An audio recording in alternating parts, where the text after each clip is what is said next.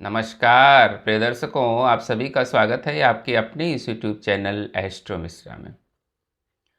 दर्शकों, 23 फरवरी से कुंभ राशि में 5 ग्रहों का कॉम्बिनेशन बन चुका है और 23 फरवरी के बाद से पूरी दुनिया के क्या हालात हैं ये आपको पता है। इज़राइल और ईरान की क्या स्थिति है, पाकिस्तान और अफ़गानिस्तान की क्या स्थिति है, रूस यूक्रेन की क्या स्थिति है, ये सब आपको पता है। पूरे दुनिया के हालात दिन प्रतिदिन बद से बदतर होते जा रहे हैं।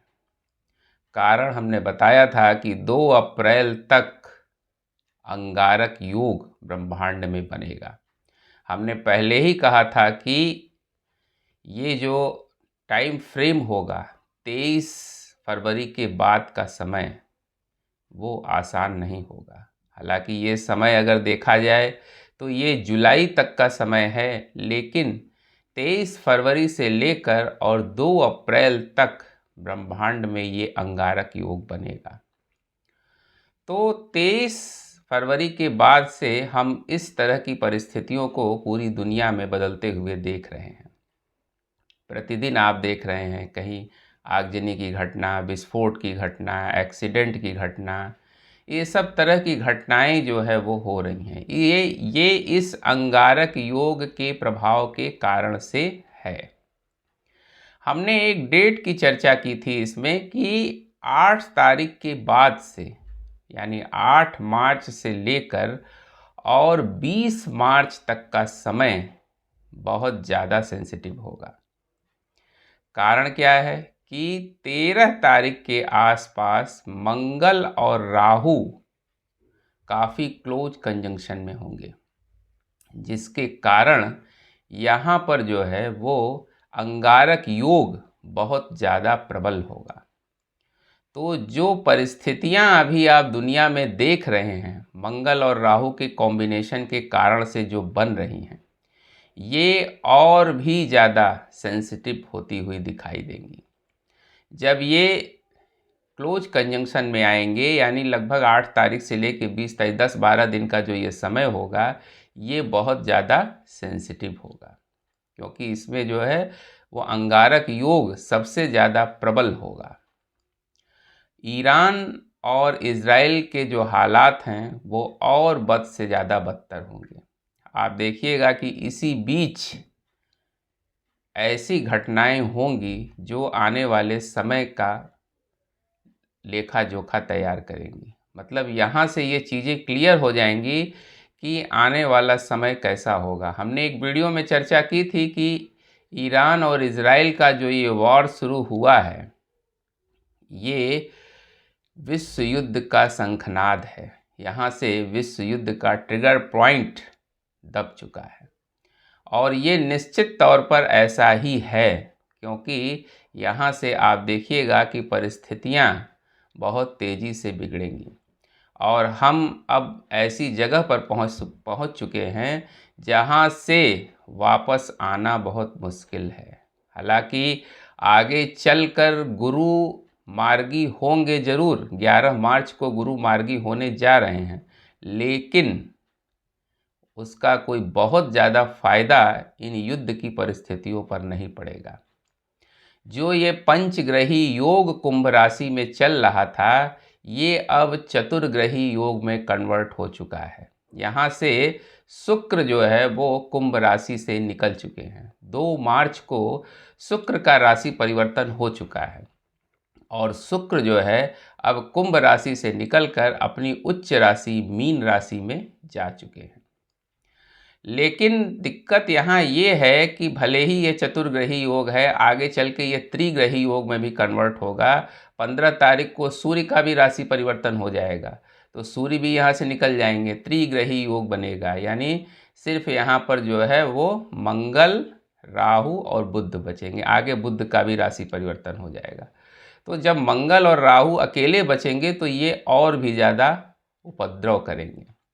तो स्थितियां जो है ये 2 अप्रैल तक की बहुत सेंसिटिव हैं, लेकिन इसमें जो ये आने वाला समय है 8 से 20 मार्च तक का, ये बहुत ज़्यादा सेंसिटिव है। अगर हम भारतवर्ष की बात करें तो भारतवर्ष की कुंडली में खुद ही अंगारक योग शुरू हो चुका है।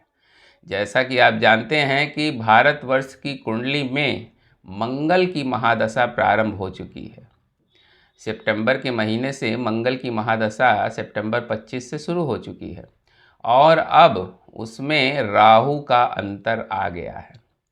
तो मंगल और राहु का कॉम्बिनेशन मिलकर भारतवर्ष की कुंडली में भी अंगारक योग बना हुआ है। तो ये जो समय होगा, हालांकि अंगारक योग तो अभी 1 साल तक चलेगा भारत की कुंडली में, लेकिन ये जो समय होगा जो ब्रह्मांड में अंगारक योग बन रहा है और ये काफ़ी क्लोज कंजम्पशन में होंगे, लगभग 12-13 दिन।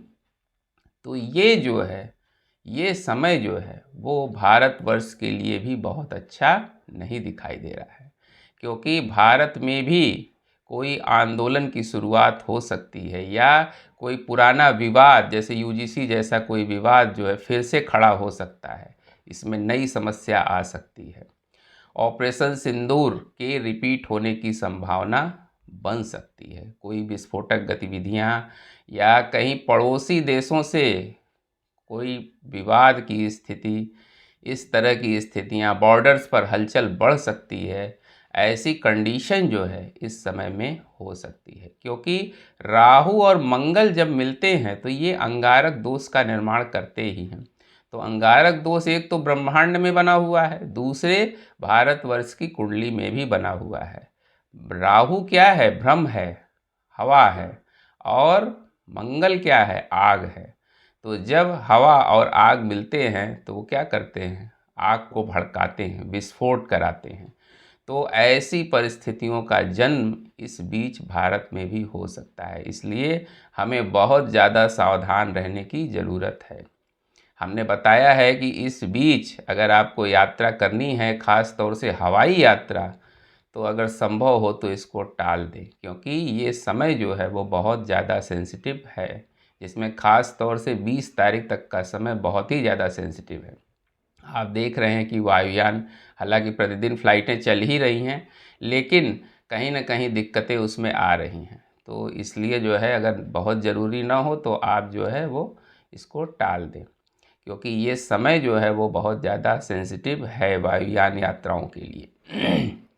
क्रोध से इस समय बहुत बचें, क्योंकि व्यर्थ के वाद विवाद और क्रोध जैसी स्थितियां इस समय आपके व्यक्तिगत जीवन में भी पैदा होंगी, जिससे जो है आपको परेशानियों का सामना करना पड़ सकता है, क्योंकि ये अंगारक योग इस समय प्रबल स्थिति में होगा, जिसके कारण आपको विपरीत परिस्थितियों का सामना करना पड़ सकता है।